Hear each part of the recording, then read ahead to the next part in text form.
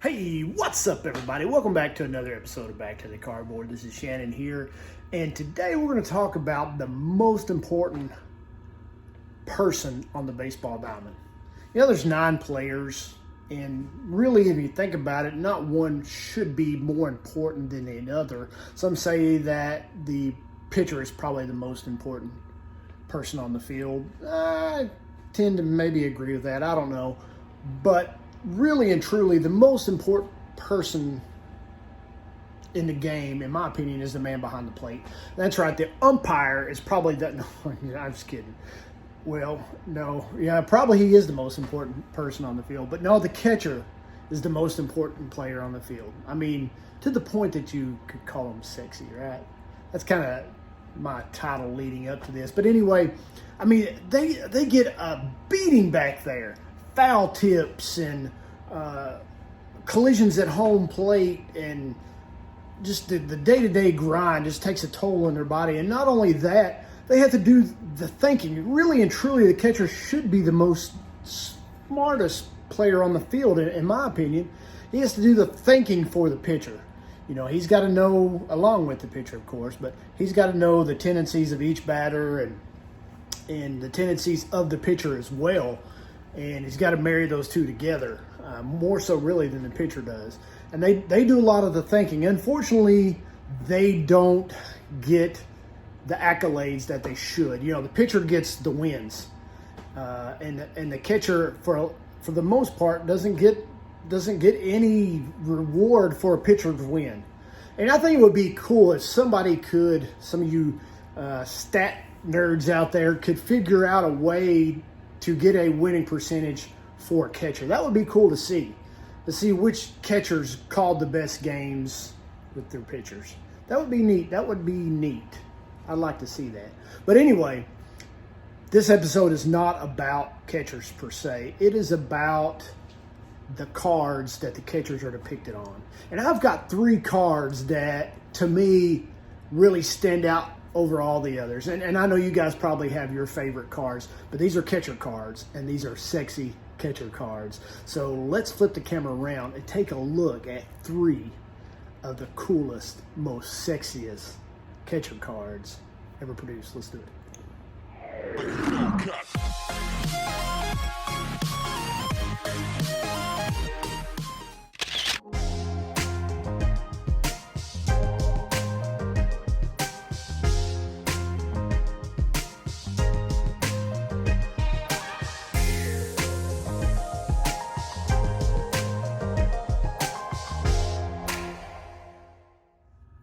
All right, the first card I want to share with you guys is this 76 Johnny Bench. You knew it was coming. You knew I had to have one of them in there. But this is one of my all-time favorite cards, not only of Johnny Bench, but of my whole collection. Of course, Bench, the 68 Rookie of the Year, 14-time All-Star, 10 Gold Gloves, 2-time National League MVP, 1970 and 72. I don't know, a lot of people don't know this, and maybe they do. I'm sure you've seen pictures of it, though. Johnny Bench could hold 7 baseballs in his right hand. I thought that's pretty cool. In 76, he didn't have a very good year that year. He had 16 home runs, 74 RBIs, and batted a little over 230. But he really shined in the World Series that year against the Yankees.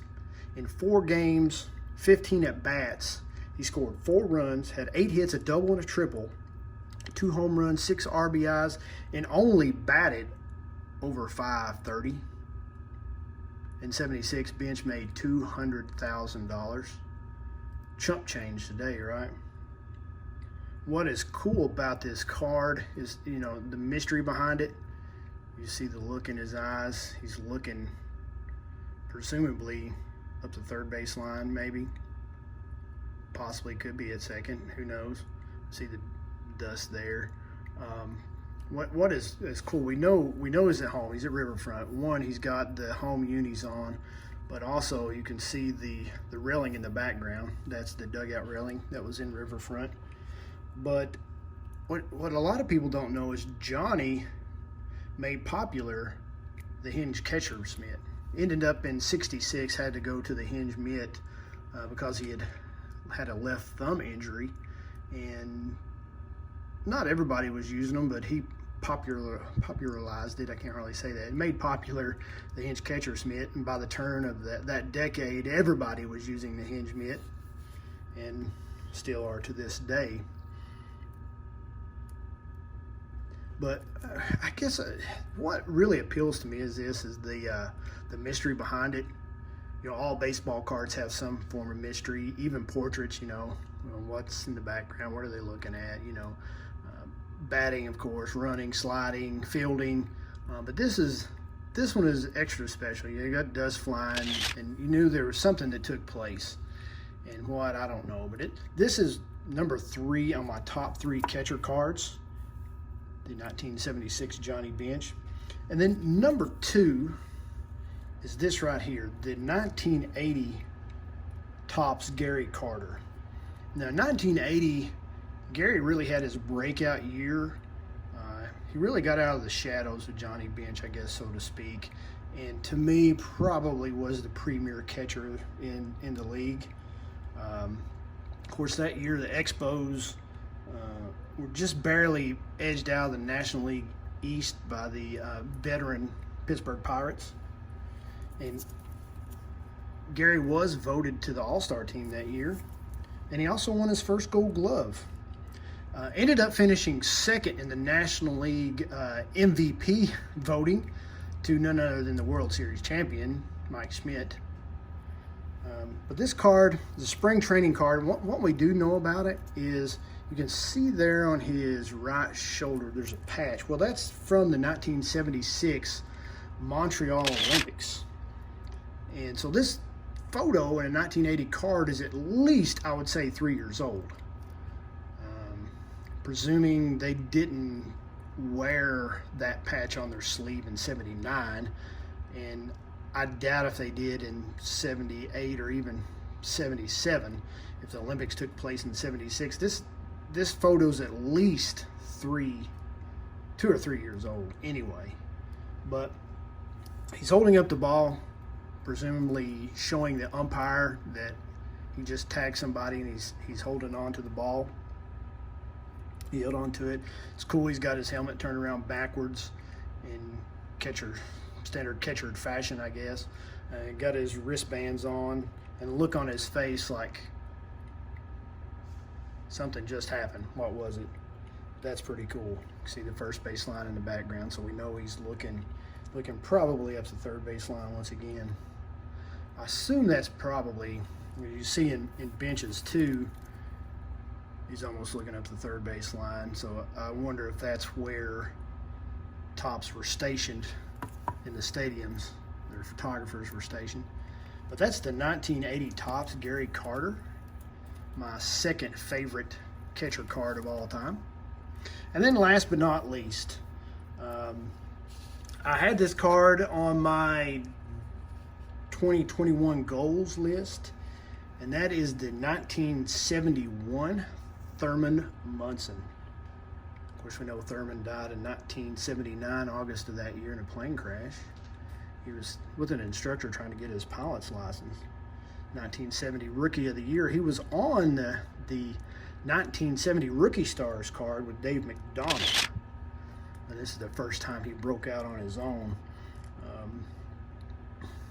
Munson, very good player, very good player. He had 3 Gold Gloves in his short time in the majors, 7-time All-Star, 1976 American League MVP, and he led the Yankees to 3 pennants and 2 World Series championships. So, yes, the catcher does run the team, in my opinion.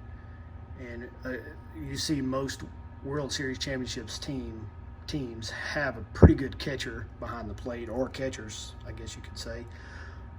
In those postseason games, 30 of them in total that Thurman was in, he batted .357, which that's a good handgun caliber for sure.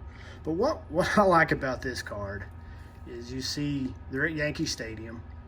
And of course, you see the tag being applied there, and the look of determination and grit on his face. But what is cool about this card is, you got the trophy. They're a lot smaller than that now. But that is A pitcher sliding into home plate. That is Chuck Dobson for the Oakland A's. And I guess you're asking yourself, what in the world's a pitcher doing sliding into home? And this is the American League? Well, the designated hitter rule was not put into place until 1973 in the American League. So the 71 tops Thurman Munson and Chuck Dobson's big belly flop slide. Crawford goes in head first, hits hard, his chin hits the ground, and the helmet goes flying off. The dust flying. This is my favorite catcher card and the sexiest catcher card ever produced in my mind. Hey, that's all I got, guys. Put down in the comments below what your favorite catcher card is. We'll talk about it. I don't think you can sway my mind, but I'd like to know what you guys think and what your favorite catcher card of all time is. Until next time, guys, stay sexy. God bless you. God bless America. Peace.